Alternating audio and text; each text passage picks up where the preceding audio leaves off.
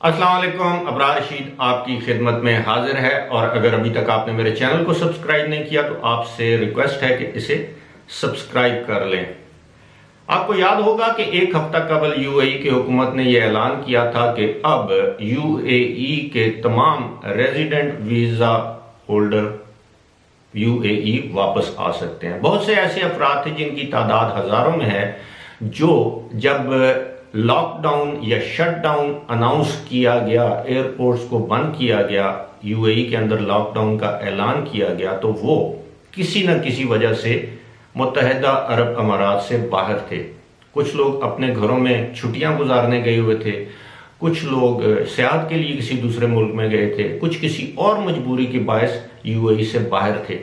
और बहुत से लोग ऐसे हैं जो यूएई में रोजगार या कारोबार की वजह से मुकीम है। अब ऐसे लोग शदीद मुश्किलात का शिकार थे, लेकिन हुकूमत ने एक इजाज़त दे दी। इजाज़त के साथ साथ ये भी कहा गया कि वो यूएई वापसी से पहले ministry of foreign affairs and international cooperation की वेबसाइट पर जाकर अपने आप को रजिस्टर कर लें। अब इस हवाले से जो नया ऐलान सामने आया वो ये है कि 1 जून से हुकूमत ये सिलसिला शुरू कर रही है, यानी 1 जून से तमाम वो रेजिडेंस वीजा होल्डर जो इस वक्त यूएई से बाहर हैं, किसी दूसरे मुल्क में हैं, वो अब 1 जून के बाद यूएई वापस आ सकते हैं। और उसके बाद इसको रजिस्ट्रेशन एंट्री परमिट कहा जाता है, यानी आप आने से पहले अपनी एक रजिस्ट्रेशन करवाएंगे, आपको एक अप्रूवल सर्टिफिकेट मिल जाएगा, एक अप्रूवल लेटर मिल जाएगा। उस लेटर की बिना पर आप यूएई वापस आ सकते हैं। अब इसमें एक अहम चीज ये है कि कुछ लोगों का ये ख्याल था कि शायद एक शख्स जिसके पास रेजिडेंट वीजा होल्डर वीजा है या वो जो यूएई में काम करता है वो आ सकता है। ऐसा नहीं है। जितने भी लोग उस शख्स के जो डिपेंडेंट फैमिली है जिनके पास वैलिड वीजास हैं वो उनके बिहाफ पर भी अप्लाई कर सकते हैं। मिसाल के तौर पर अगर कोई शख्स इस वक्त यूएई का रेजिडेंट है और वो किसी दूसरे मुल्क में मौजूद है और उसके बीवी बच्चे भी उसके साथ हैं, तो वो भी बीवी बच्चे यानी फैमिली भी उसके साथ वापस जा सकती है। इसके लिए मैं आपको एक वेबसाइट का लिंक जो मैं अपने डिस्क्रिप्शन में भी पोस्ट कर रहा हूं और शायद आपको स्क्रीन पर भी नजर आ रहा होगा, इस लिंक पर जाकर आप वो मतलूबा रजिस्ट्रेशन परमिट या अप्रूवल हासिल कर सकते हैं।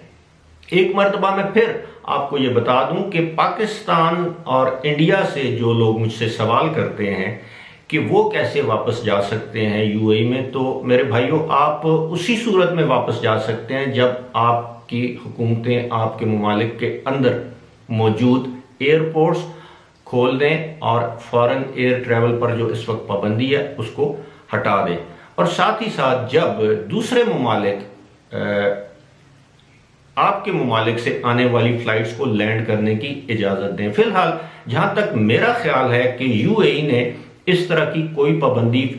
आयद नहीं कर रखी, बल्कि अगर पाबंदियां थी तो वो उठा ली गई हैं। उसकी वजह यह है कि दुनिया के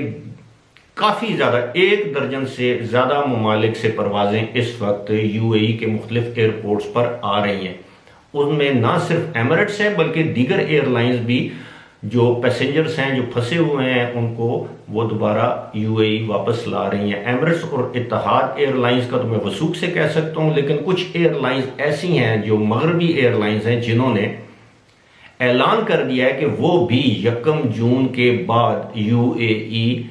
के लिए अपनी परवाजें शुरू कर देंगी। इस हवाले से जो जर्मनी की एयरलाइन है लुफ्थांसा, उसने तो पहले ही ऐलान कर दिया है कि उसकी पहली फ्लाइट फ्रैंकफर्ट से दुबई के लिए 7 जून को आएगी।